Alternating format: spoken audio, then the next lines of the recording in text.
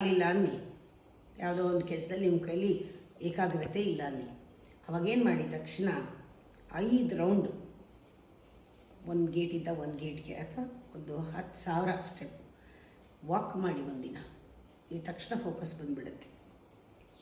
ನಿಮಗೆ ಇಂಟ್ರೋಸ್ಪೆಕ್ಷನ್ ಕಮ್ಮಿ ಆಗಿದೆ, ನಿಮ್ಮನ್ನು ನೀವು ಗಮನಿಸೋಕ್ಕಾಗ್ತಿಲ್ಲ ಅನಿಸುತ್ತೆ. ಹಾಗೆ ಅನ್ನಿಸಿದಾಗ 2 ಪೇಜು ಭಗವದ್ಗೀತೆ ಓದಿ, ನಿಧಾನವಾಗಿ ಅರ್ಥ ಮಾಡಿಕೊಂಡು ನಿಮ್ಗೆ ಅಪ್ಸೆಟ್ ಆಯಿತು ಅಂದ್ಕೊಳ್ಳಿ, ಕೂತ್ಕೊಳ್ಳಿ, 10 ಸತಿ ಉಸಿರಾಡಿ ಸಾಕು, ನಾರ್ಮಲ್ಲಿಗೆ ಬಂದುಬಿಡ್ತೀರ.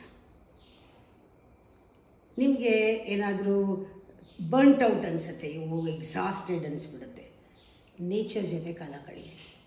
ಸುಮ್ಮನೆ ಗಿಡ ಮರ ಹಕ್ಕಿ ಪಕ್ಷಿ ನೋಡಿಕೊಂಡು ಆರಾಮಾಗಿ. ಸುಸ್ತಾಗಿದ್ದರೆ ಆಕಾಶ ನೋಡ್ತಾ ಕೂತ್ಕೊಳ್ಳಿ, ಸುಸ್ತೆಲ್ಲ ಹೊರಟೋಗುತ್ತೆ. ಒಬ್ಬರೇ ಒಂಟಿ ಅನಿಸಿದ್ರೆ ಯಾರಿಗಾರು ಒಬ್ಬರು ಫೋನ್ ಮಾಡಿ, ಒಬ್ಬರಿಗೆ ಅಷ್ಟೆ.